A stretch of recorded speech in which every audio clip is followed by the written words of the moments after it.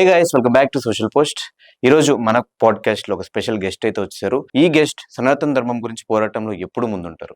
రీసెంట్గా రిలీజ్ అయిన power star Pawan Kalyan గారి హరిహర వీరమల్లు సినిమాలో పవన్ కళ్యాణ్ గారు సనాతన ధర్మం గురించి పరిరక్షకుడుగా చేసిన విషయం మనందరికీ తెలిసింది. అయితే ఈ సినిమా మీద తనకున్న అభిప్రాయాలని, అలాగే అందులో చూపించిన సీన్స్ పైన అతనుకున్న అభ్యంతరాలని మనతో మాట్లాడటానికి వచ్చారనమాట మన సనాతన ట్రావెలర్ ప్రమోద్ గారు. సో ఈ వీడియోలో సనాతన ధర్మం గురించి మనకు తెలియని ఎన్నో విషయాలను కూడా ప్రమోద్ గారు చెప్పడం జరిగింది. ఈ పాడ్కాస్ట్లో చాలా ఇంట్రెస్టింగ్ విషయాలు అయితే మాట్లాడుకోవడం జరిగింది. మనకు తెలియని చాలా ఆధ్యాత్మిక విషయాలు కూడా ఆయన మనతో షేర్ చేసుకున్నారు. సో ఇంకా లేట్ చేయకుండా ఈ పాడ్కాస్ట్ స్టార్ట్ చేద్దాం. ఇది మీకు ఎలా అనిపించిందో కింద కమెంట్ చేయండి.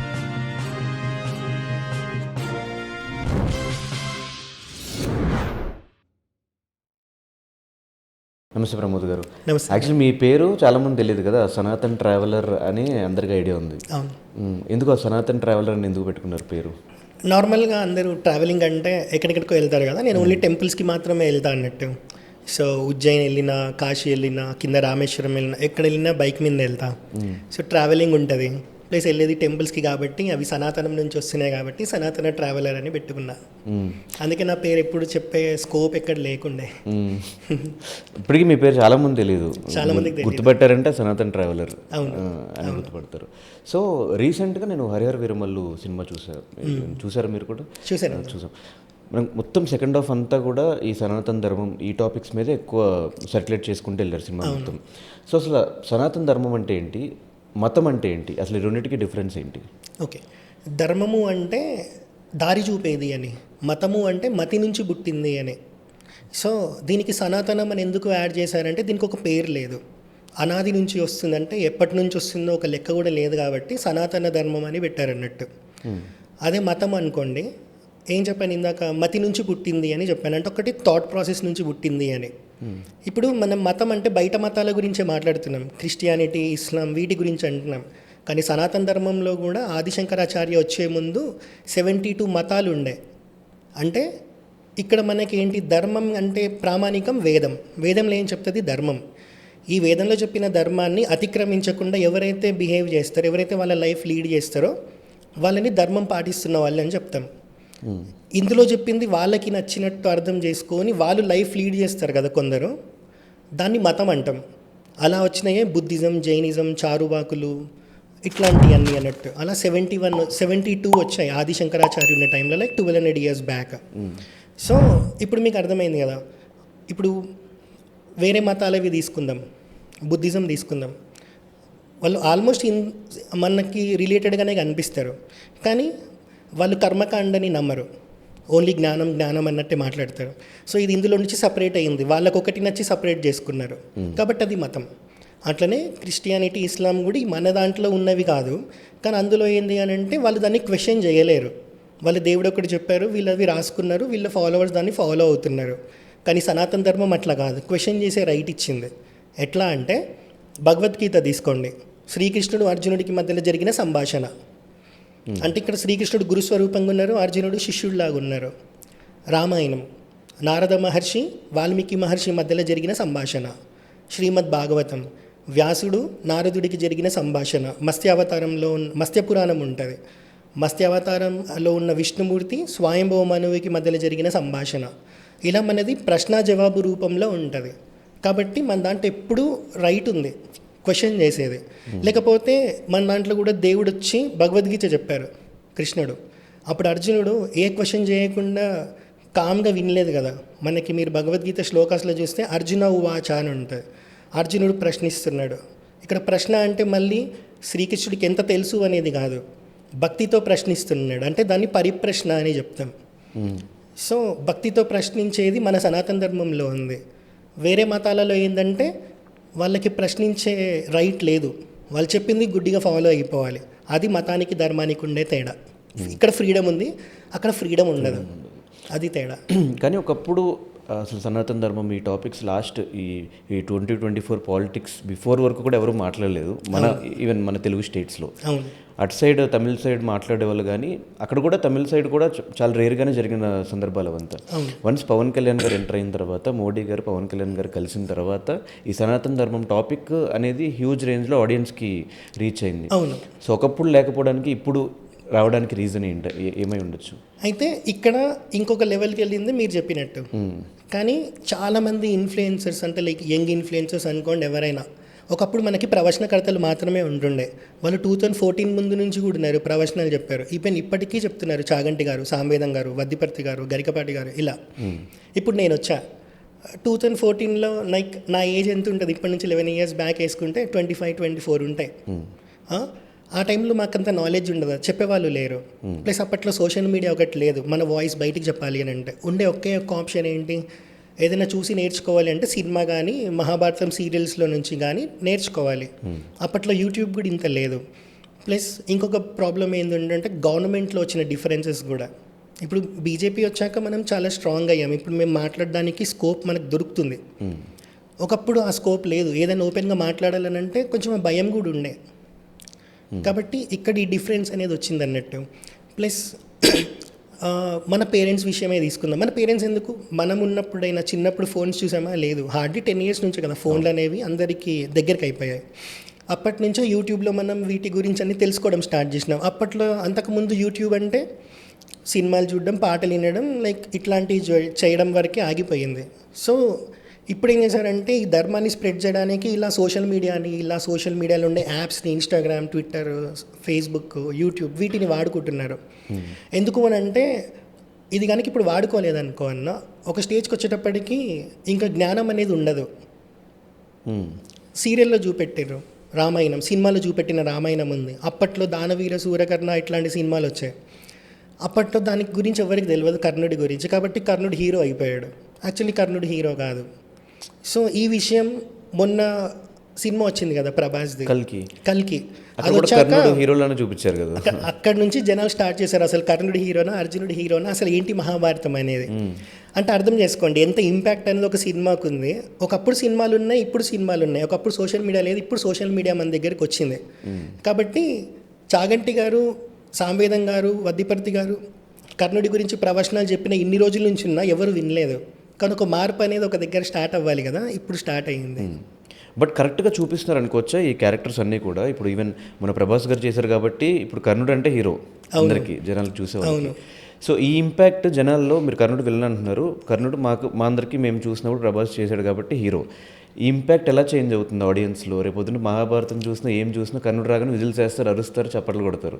అవును. సో ఏదన్నా వాళ్ళ థాట్ ప్రాసెస్ చేంజ్ చేయడం అట్లా ఏమైనా జరుగుతుంది అనుకుంటే? ఆల్రెడీ స్టార్ట్ అయ్యింది. ఎప్పుడైతే ఎన్టీఆర్ గారు ఆ మూవీ తీశారో అప్పటి నుంచి ఇప్పటి వరకు కర్ణుడే హీరోలాగా ఉన్నారు. చాలామంది ప్రొఫైల్ పిక్చర్స్ కూడా కర్ణుడిని పెట్టుకున్న వాళ్ళు ఉన్నారు. కానీ ఎప్పుడైతే ఈ కల్కి అనేది వచ్చిందో ఇంపాక్ట్ అనేది మొత్తంకే చేంజ్ అయిపోయింది. అప్పట్లో 100% అర్జునుడి కన్నా కర్ణుడే హీరో అనుకున్న వాళ్ళు. ఎందుకంటే టైటిల్ అలాంటిది, దాన వీర సూర కర్ణ. అర్జునుడి మీద అలాంటి టైటిల్ ఎప్పుడు పెట్టలేదు కదా. కాబట్టి అప్పటి నుంచి ఇప్పటివరకు ఒకటే ఫిక్స్ అయ్యారు కర్ణుడు హీరో అని. కానీ ఇప్పుడు జనాలకు అనిపించింది కర్ణుడు హీరోనా, అర్జునుడు హీరోనా అని. నిజంగా కర్ణుడు హీరో అయ్యి ఉంటే కృష్ణుడు భగవద్గీత చెప్పాల్సింది అవతల పక్కకు పోయి నేను ఒక 10 నిమిషాలు టైం ఇరా అని చెప్పి ఇక్కడ నుంచి అక్కడికి పోయి కర్ణుడికి చెప్పి రావాలి. చెప్పారా? లేదు. అర్జునుడికి ఎందుకు చెప్పారు? ధర్మం ఇటువైపు ఉంది కాబట్టి అటువైపు చెప్పినా ఎవడు విన్నాడు కాబట్టి అటు వెళ్ళకుండా ఇక్కడి నుంచి మాత్రమే భగవద్గీత చెప్పారు అన్నట్టు. ఇంకొకటి, వాళ్ళకి ఎందుకు ముందు నుంచే చెప్పలేదు? అందరు ఇంట్లో ఒక ఇంట్లో వాళ్ళే కదా, వాళ్ళకి ఎందుకు ముందే చెప్పలేదు అని కూడా డౌట్ వస్తుంది. అర్జునుడికి ఎందుకు చెప్పారు అని.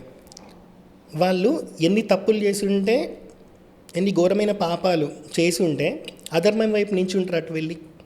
అవును. సో జ్ఞానం ఇద్దాం అనుకున్నారు, కానీ వాళ్ళు తీసుకునే సిచ్యువేషన్లో లేరు. విశ్వరూప దర్శనమే ఇచ్చారు కృష్ణుడు, అయినా సరే వాళ్ళు మారలేదు. కాబట్టి కృష్ణుడు అర్జునుడిని పెట్టుకున్నారు అన్నట్టు. ఇతనికి చెప్తే కరెక్ట్. ఎందుకు అని అంటే అక్కడ వాళ్ళిద్దరు యుద్ధం చేయడానికి రెడీగా ఉన్నారు, వాళ్ళ సైన్యం మొత్తం, కౌరవులు, అన్నదమ్ములు, గురువులు అందరూ. ఇక్కడ కూడా పంచపాండవులు వాళ్ళందరూ రెడీగా ఉన్నారు. కానీ అర్జునుడు రెడీగా ఉంటేనే కదా యుద్ధానికి వచ్చాడు. కానీ అక్కడికి వచ్చాక ఏమైంది? వాళ్ళ అన్నలు, తాతలు అందరూ కనిపించారు ఈయనకి. సంశయంలో పడ్డాడు. ఇతను సంశయంలో పడ్డాడు కాబట్టి ఇతనికి భగవద్గీత చెప్పారు. మిగతా 4 పాండవులు ఉన్నారు, వాళ్ళు యుద్ధానికి రెడీగా ఉన్నారు. వాళ్ళు సంశయంలో పడలేదు, అంటే డౌట్లో పడలేదు. వాళ్ళకి ఎక్స్ప్లెయిన్ చేసిరు అనుకో అన్న భగవద్గీత, వాళ్ళకి ఏమైనా క్లారిటీ ఉంటుందా? వాళ్ళకి క్లారిటీ ఉంది కాబట్టి కదా యుద్ధానికి వచ్చారు. ఇక్కడ అర్జునుడు క్లారిటీ లేకుండా ఉన్నాడు యుద్ధానికి వచ్చాక. కాబట్టి ఇతన్ని ఎంచుకుంటే ఇతనిలాగా రేపు పొద్దున యుద్ధం చేయాల్సి వచ్చినప్పుడు సంశయంలో పడి నావాడు నా ఫ్రెండ్ ఇట్లా అని ఎవడైతే ఆగిపోతాడో అలాంటి వాళ్ళందరినీ ఉద్దేశించి అర్జునుడిని సెంటర్ లాగా పెట్టుకొని కృష్ణుడు భగవద్గీత చెప్పారు. అది ఇద్దరికి తేడా. సో సినిమా ఇంపాక్ట్ ఒకటి మీరు చెప్పినట్టు హ్యూజ్ రేంజ్ ఆఫ్ ఆడియన్స్కి రీచ్ అవుతుంది. బట్ హరిహర వీరబల్లు విషయానికి వచ్చేసి ఫస్ట్ హాఫ్ బాగుంది. ఇందాక మనం మాట్లాడిన సెకండ్ హాఫ్ అంతా ఈ సనాతన ధర్మం గురించి ఆ ఇన్సిడెంట్స్ అవంతా చూపించుకుంటూ వచ్చారు. సనాతన ధర్మం అనే కాన్సెప్ట్ జనాలకు ఎక్కలేదా, లేకపోతే సెకండ్ హాఫ్ బాగాలేదు అనడానికి రీజన్స్ ఏమై ఉండొచ్చు? జనాలు ప్రతిదాన్ని సినిమా అనగానే సినిమాలాగానే చూస్తున్నారు. అట్లా చూడొద్దు. మరి ఆది పురుషుని ఎందుకు సినిమాలాగా చూడలేకపోయారు? ప్రభాస్ ఉన్నాడుగా అక్కడ కూడా. మరి దాన్ని ఎందుకు ఫ్లాప్ చేశారు? ఎందుకంటే అక్కడ రామాయణం అందరికీ తెలుసు, అంతో ఇంతో రామాయణం తెలుసు.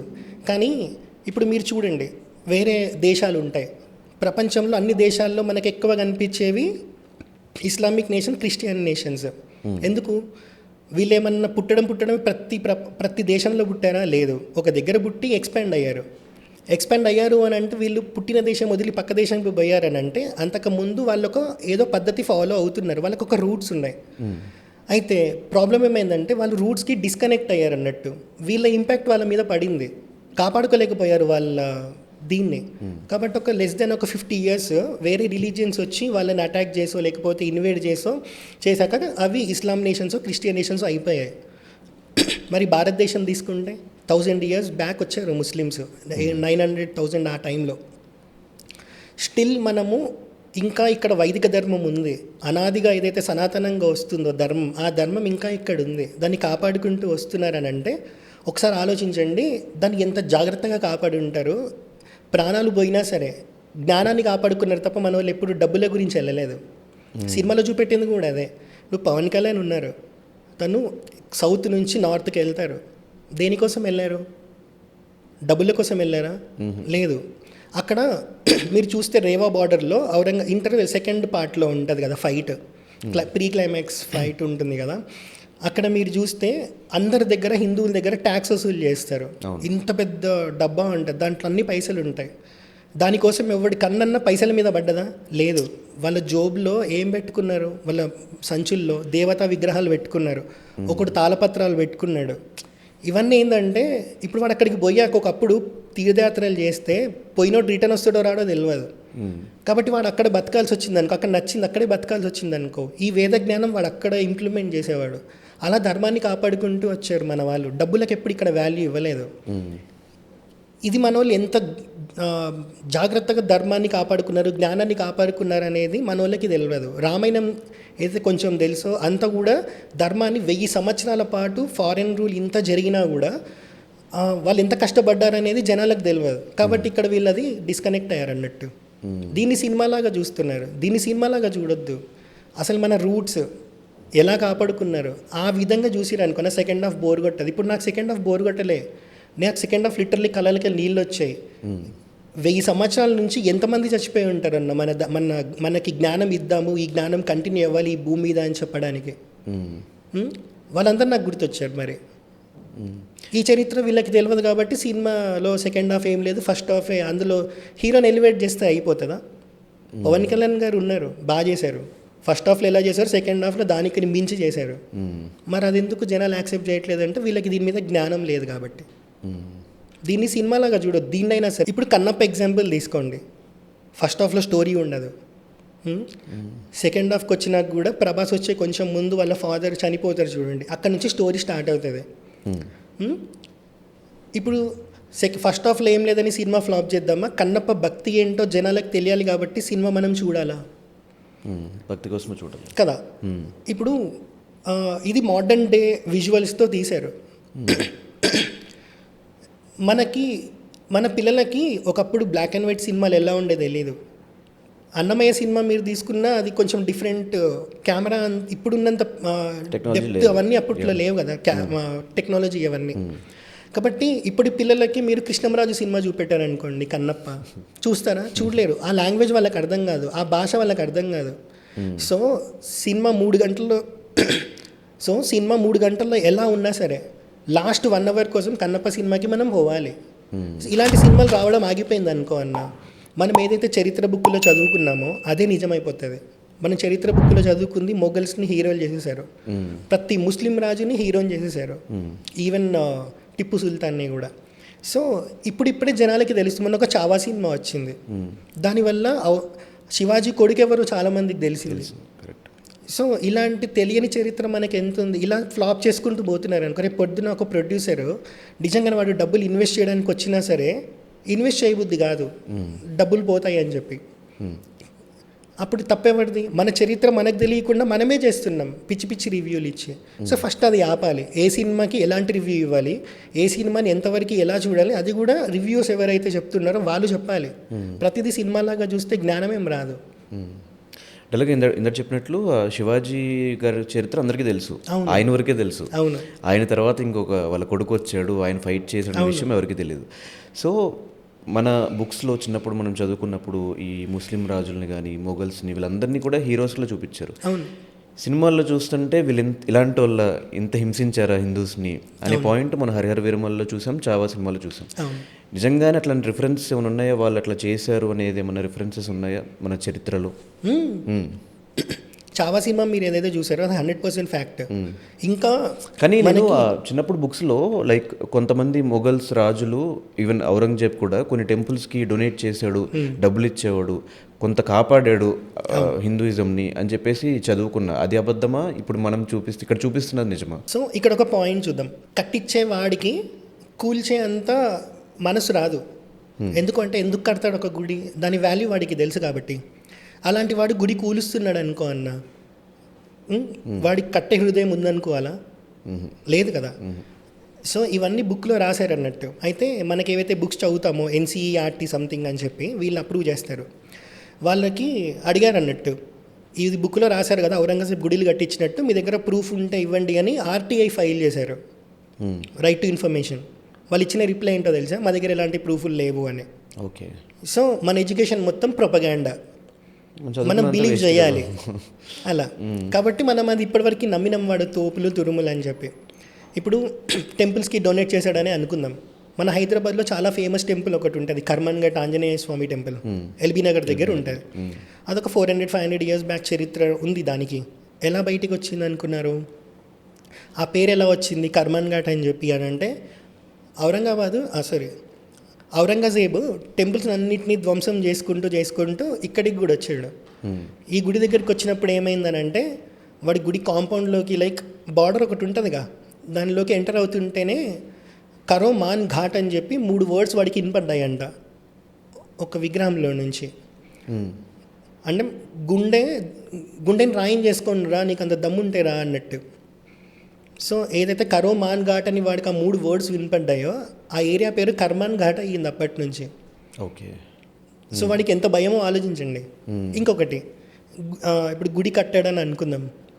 ఫస్ట్ చెప్పినట్టు వాడికి నిజంగా అంత దయాహృదయుడు కాదు. చావా సినిమాలో చూసాం కదా వాడు ఎలా అంటాడు, వాడికి కట్టే స్కోపే లేదు.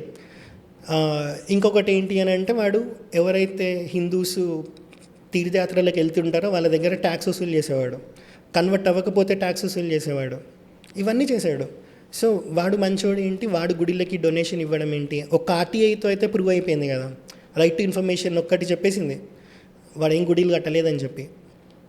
సో మన ఎడ్యుకేషన్ అంతా ఒక ప్రొపగాండా. మనం హీరోలాగా వాళ్ళని చూస్తున్నాం. ఇప్పటికైనా అసలు ఫ్యాక్ట్స్ ఏంటో మనం నేర్చుకోవాలి. సో మరి ఈ సనాతన ధర్మం అనే టాపిక్ కూడా ఇప్పటి నుంచైనా స్కూల్స్లో వాటిల్లో మన రాజుల గురించి ఎలా చెప్తున్నామో ఈ ధర్మం గురించి వీటి గురించి చెప్తే మేబీ ఎక్కువ రీచ్ అయ్యే ఛాన్సెస్ ఉంటాయి. అవును, చాలా చాలా పెద్ద పెద్ద కింగ్డమ్స్ ఉన్నాయి. చోళా కింగ్డమ్ ఉంది, రామాయణంలో ఉంటుంది చోళా అనే వర్డ్. సుగ్రీవుడు అందరు వానరులకి ఏ సైడ్ మీరు వెళ్ళాలి, అక్కడ ఏముంటాయి, మీరు అక్కడ ఎవరిని మొక్కాలి, ఏం తినాలి, ఏం తినొద్దు, ఇవన్నీ చెప్తాడన్నట్టు. 4 వైపులు 4 గ్రూప్స్ని పంపిస్తాడు వానరులని. అప్పుడు చూస్తే మీకు చోళరాజు గురించి ఉంటుంది, తెలుగుదేశం మన ఆంధ్ర తెలంగాణ గురించి దాంట్లో ప్రస్తావన ఉంటుంది. సో ఇప్పుడు ఇదంతా తీసుకొచ్చామనుకో అన్న స్కూల్ టెక్స్ట్ బుక్స్లోకి, అప్పుడు ఏమవుతుంది? ఇది నేను ఇందాక చెప్పాను, ధర్మానికి మతానికి తేడా ఏంటి అని చెప్పి. ధర్మం మనకి ఎలా లైఫ్ లీడ్ చేయాలో క్లియర్గా చెప్తుంది అన్నట్టు. వీళ్ళు దీన్ని ఏం చేశారు, ధర్మాన్ని రిలీజియన్ లాగా మార్చేశారు. ఇప్పుడు ఇది తీసుకొచ్చి స్కూల్లో పెట్టినాం అనుకో, అప్పుడు రిలీజియన్ని మీరు హిందూ రిలీజియన్ని ఎక్కువ ఎంకరేజ్ చేస్తున్నారని చెప్తారు. అది మళ్ళీ దానికి ఒక ప్రొపగండా క్రియేట్ చేస్తారు కదా. గొప్ప గొప్ప రాజులు ఉన్నారు, అహోమ్ డైనాసిటీ అని ఒక డైనాసిటీ ఉంది, శివాజీ గురించి ఉంది. కానీ ఇంతమంది ఉన్నా మనకు చాలా తక్కువ మంది గురించే బుక్కుల్లో ఉంటుంది. దట్టు 1 or 2 pages కన్నా ఎక్కువ ఉండదు. అదే మొఘల్స్ గురించి అయితే అప్పట్లో స్కూల్ హిస్టరీ బుక్స్ మొత్తం వాళ్ళని గ్లోరిఫై చేస్తూ ఉన్నాయి. 6th class నుంచి 10th class వరకు అలాంటి బుక్సే కదా మనం చదివింది. సో ఎక్కడి వరకు యాడ్ చేయాలి అని అంటే వాళ్ళని నిజంగా వాళ్ళు ఏం చేశారో అది హిస్టరీ చూపెట్టాలన్నట్టు. మన రాజులు ఏం చేశారో అది చూపెట్టాలి, అప్పుడు జనాలకు తెలుస్తుంది. ఇప్పుడు ఇక్కడ రామాయణం వాల్మీకి మహర్షి రాశారన్న, రాముడి గురించి రాస్తారు, రావణుడి గురించి రాస్తారు. రామాయణానికి పెట్టిన 3 పేర్లలో ఒక పేరు పౌలస్యవధ అని పెట్టారు. రావణాసురుడు లేకపోతే రామాయణం లేదు కదా. కాబట్టి పులస్య బ్రహ్మ యొక్క మనవడు సంహారం గురించి అని పౌలస్యవధ అని పేరు పెట్టారు అన్నట్టు వాల్మీకి మహర్షి. ఇక్కడ ఈయన ఏం చేశారు, రాముడు మంచోడు, రావణాసురుడు చెడ్డోడు అని ఒక వర్డ్ మీకు కనబడదు. రాముడిది చేశారు, రావణాసురుడు ఇది చేశారు. మీ లైఫ్ బాగుండాలంటే మీరు ఇది ఫాలో అవ్వాలా, ఈయనని ఫాలో అవ్వాలా అనేది మనకు అర్థం చేయించారు అన్నట్టు. ఇటు సైడ్ నుంచి మన టెక్స్ట్ బుక్స్ కూడా అట్లనే ఉన్నాయి అనుకో. ఇప్పుడు వీళ్ళు సపరేట్గా ఏం రూల్ చేయలేదు. వీళ్ళు రూల్ చేసినప్పుడు వీళ్ళని డిఫెండ్ చేసుకుంటూ హిందుత్వాన్ని సనాతన ధర్మాన్ని కాపాడిన రాజులు ఉన్నారు. అలా ప్యారలల్గా మన బుక్స్ ఉన్నాయనుకో, అప్పుడు జనాలకి మన రూట్స్ ఏంటో అర్థమవుతుంది. అలా చెప్పాలి. లేదు డైరెక్ట్ మొఘల్స్ని విలన్స్ లాగా చూపెట్టినప్పుడు మనోళ్ళు హీరోలాగా ఎలివేట్ అవుతారా అంటే ఆ ఫార్మాట్లో మనం లేము ఇప్పుడు. ఎందుకంటే మనకు ఒక ఫార్మాట్ ఫిక్స్ చేశారు, మొఘల్స్ ఇది అని. సో ప్యారలల్గా రన్ చేశారనుకో చాప్టర్స్ కూడా, అప్పుడు మనకు తెలుస్తుంది. ఓకే. అసలు ఈ పవన్ కళ్యాణ్ గారు, మోడీ గారు ఈ సనాతన ధర్మం స్టార్ట్ చేసిన తర్వాత 2 క్వశ్చన్స్ రైజ్ అవుతున్నాయి. సనాతన ధర్మం అంటే మన సనాతన ధర్మాన్ని కాపాడుకోవడం, మన మతం గురించి మనం మాట్లాడుకోవడమా, లేకపోతే ఇతర మతాలని తొక్కేయడమా? ఈ రెండింటికి చాలా కన్ఫ్యూజింగ్ ఉంటుంది ఇప్పుడు. సో మీరేం చెప్తారు దీని గురించి? అయితే ఇక్కడ ఈ ఇద్దరిని ఎవడు హైలైట్ చేస్తాడో తెలుసా? ముస్లిం క్రిస్టియన్ వల్ల మనకి థ్రెట్ ఉంది అని. మన ధర్మం మీద నాలెడ్జ్ లేనోడు. ఓకే, నీ ధర్మం మీద నాలెడ్జ్ ఉందనుకో అన్న, వీళ్ళని నువ్వు పాయింట్అవుట్ చేయాల్సిన అవసరం లేదు. నీకున్న నాలెడ్జ్ని నువ్వు పంచినవనుకో, జనాలు వీళ్ళ దగ్గరికి పోరు. సింపుల్ లాజికే కదా. కానీ ఇక్కడ ఏమవుతుందంటే ఎవరెవరైతే ఇన్ఫ్లుయెన్సర్స్ లాగా సోషల్ మీడియాలోకి వచ్చి సనాతన ధర్మం అని మాట్లాడుతున్నారో వాళ్ళకి ధర్మంకి లిటరల్లీ మీనింగ్ తెలియదు. కాబట్టి వీళ్ళకి ఇక్కడ ఆన్సర్ లేదు కాబట్టి వాళ్ళని పట్టుకుంటున్నారు అన్నట్టు. అప్పుడు వీళ్ళు హీరోలు అయిపోతున్నారు. అది కాదు, ఇప్పుడు ఇలానే పోతుంది అనుకోండి. రేపు పొద్దున వీడు ఆయుధం పట్టుకుంటాడు, వీడు ఆయుధం పట్టుకోవాల్సి వస్తుంది. కలియుగంలో ఆయుధం పట్టుకొని కాదు మనం యుద్ధం చేయాల్సింది, జ్ఞానంతో యుద్ధం చేయాలి. అందుకే కదా భగవద్గీత చెప్పారు, ఒట్టి యుద్ధమే చేయమని చెప్పలే, నీకు జ్ఞానం కూడా ఇచ్చారు ఏం చేయాలి అనేది. అక్కడ యుద్ధం తప్పదు కాబట్టి యుద్ధం చేయమన్నారు. దాని తర్వాత కృష్ణుడు మళ్ళీ అర్జునుడిని చాలా గమనిస్తారు, నేను ఇంతసేపు భగవద్గీత చెప్పిన ఏం విన్నాడో ఏమో అని. కృష్ణుడు అక్కడ ఒక దగ్గర సాటిస్ఫై అవుతాడు అన్నట్టు. సో అలాంటి ఎగ్జాంపుల్స్ ఉన్నాయి. అందుకే ఇప్పుడు మీరు చూడండి, వీళ్ళు ఉంటారు వేరే రిలీజియన్స్ వాళ్ళు, ఒక చేతిలో బుక్ పట్టుకుంటారు, ఇంకొక చేతిలో ఆయుధం పట్టుకుంటారు. ఇది నువ్వు నమ్మకపోతే నీకు ఇదే ఇంకా అని. వాళ్ళ రాజులు అదే కదా చేసింది, బ్రిటిషర్లు అదే కదా చేసింది. మన దగ్గర జ్ఞానం ఒక చేతిలో పట్టుకుంటాం, ఆయుధం ఒక చేతిలో ఉంటుంది, కానీ 2 ఏకకాలంలో మనం వాడం. ఇది ఇస్తాం, నాలెడ్జ్ ఇచ్చినన్ని రోజులు నాలెడ్జ్ ఇస్తాం, తీసుకునే సిచ్యువేషన్లో కూడా లేనప్పుడు కూడా నాలెడ్జ్ ఇస్తాం. అప్పటికీ తీసుకునే సిచ్యువేషన్లో లేనప్పుడు ఆయుధం వాడతాం. అప్పట్లో యుద్ధాలు అలానే జరిగాయి. లేకపోతే కౌరవులు పుట్టినప్పుడు ఈయన కొడుకులతో ప్రాబ్లం అవుతుందని చెప్పి కృష్ణుడు సుదర్శన చక్రం వదిలేసి చంపేయచ్చు. కానీ అక్కడ దాకా ఎందుకు వెయిట్ చేశారు? మారుతానేమో చూద్దాం అన్నారు, మారలేదు. అప్పుడు జ్ఞానం ఇచ్చారు అక్కడి వరకు, ఇచ్చినా తీసుకోలేని సిచ్యువేషన్లో ఉన్నప్పుడు యుద్ధం చేశారు అన్నట్టు. ఇక్కడ కూడా అంతే, మనమైనా సనాతన ధర్మాన్ని రిప్రజెంట్ చేస్తున్నప్పుడు పక్కన వాళ్ళని ఎప్పుడు టార్గెట్ చేస్తాడు ఎవడని అంటే వాడి దగ్గర సబ్జెక్ట్ నాలెడ్జ్ లేనోడు. సబ్జెక్ట్ ఉన్నోడు సబ్జెక్ట్ మాట్లాడతాడు. సో ఇది నువ్వు మాట్లాడినప్పుడు నా వీడియోస్ చూడండి, నేను ఎప్పుడు వాళ్ళని డైరెక్ట్ టార్గెట్ చేయను, వాళ్ళని ఏమయ్యను. ఎందుకంటే మనకి నాలెడ్జ్ ఇచ్చే వాళ్ళు లేరు. ఇప్పుడు సంపూర్ణ రామాయణం ప్రవచనం ఉంటుంది, సంపూర్ణ రామాయణం బై చాగంటి గారు అని కొట్టండి, 42 రోజుల ప్రవచనం వస్తుంది. సంపూర్ణ రామాయణం బై వద్దిపర్తి గారు అని కొట్టండి, 108 డేస్ ప్రవచనం వస్తుంది. సంపూర్ణ రామాయణం బై సామవేదం గారు అని కొట్టండి, 42 days 54 days ఇలాంటివి ఉన్నాయి. కానీ ఇవి ఉన్నాయని ఎవరికి తెలియదు. ఇవి తెలియదు కాబట్టి ఏదో ఒకలాగా డిఫెండ్ చేయాలి, అప్పుడు వాళ్ళని వాడతారు అన్నట్టు. అది చేయొద్దు ఫస్ట్. అలాగే ఈ సినిమాలో హరిహర వీరమల్లో యజ్ఞాలు చేయడం చూసాము, వర్షాలు పడటం కోసం. నిజంగా ఆ టైంలో వర్షాలు పడకపోతే యజ్ఞాలు చేస్తే వర్షాలు పడతాయి, లేకపోతే పంటలు పండకపోతే యజ్ఞాలు చేస్తే పంటలు పండాయి, ఇలా ఏమైనా రిఫరెన్సెస్ ఏమైనా ఉన్నాయా పురాణాల్లో కానీ మన చరిత్రలో కానీ? ఇక్కడ ఎట్లా అంటే యజ్ఞయాగాలు అనేవి మన దగ్గర నిత్యకర్మల్లాగా చేసేవాళ్ళు, ఎప్పుడు చేసేవాళ్ళు లోకశాంతి కోసం. సో దశరథుడు ఎప్పుడు పుత్రకామేష్టి యాగం చేశారు, అంతకన్నా ముందు అశ్వమేధ యాగం చేశారు అన్నట్టు. అశ్వమేధ యాగం ఎందుకు చేశారనంటే ఆయనకు ఒక శాపం ఉంటుంది. ఆ శాపం వల్ల ఈయనకి పిల్లలు ఇది ఎవరు లైక్ పుత్రశోకంతోనే చనిపోతారు, అది మాత్రం ఉంటుంది. సో పుత్రశోకంతో చచ్చిపోవాలంటే పుత్రులు పుట్టాలి కాబట్టి ఫస్ట్ ఏదైతే శాపం ఉందో అది పొలగొట్టుకోవడానికి అశ్వమేధ యాగం చేశారు. అశ్వమేధ యాగం చేశాక పుత్రకామేష్టి చేశారు అన్నట్టు. ఇలా ఇప్పుడు మొత్తం వర్షాలు అసలు పడని రోజు మనం యాగం చేద్దామని మన వాళ్ళు ఎప్పుడు లేరు. లోకశాంతి కోసం, లోకం బాగుండాలని నిత్యం యాగాలు, యజ్ఞాలు ఇవన్నీ మన దగ్గర చేసేవాళ్ళు మన భారతదేశంలో. సో ఆ సినిమాలో చాలా బాగా చూపెట్టారు. ఇప్పటివరకు మీరు నేను చెప్తున్నా కదా, సెకండ్ హాఫ్లో ఏదైతే సనాతన ధర్మం గురించి హరిహర వీరమల్లు సినిమాలో చూపెట్టారో ఇప్పటివరకు అలాంటి కాన్సెప్ట్స్ ఏ సినిమాలో కూడా రాలేదు. ఇప్పుడు అసలే వర్షాలు పడట్లేదు అక్కడ. వాళ్ళు ఏం చేస్తారు, ఉన్నది ముస్లిం రూలర్స్, ఔరంగజేబ్ పాలన కదా, వాళ్ళు యజ్ఞాలు యాగాలు చేయనిచ్చే వాళ్ళు కాదు, కన్వర్ట్ చేసేవాళ్ళు. ఎవరి దగ్గర అయితే వేద జ్ఞానం ఉంటుందో వాడిని చంపేసేవాళ్ళు.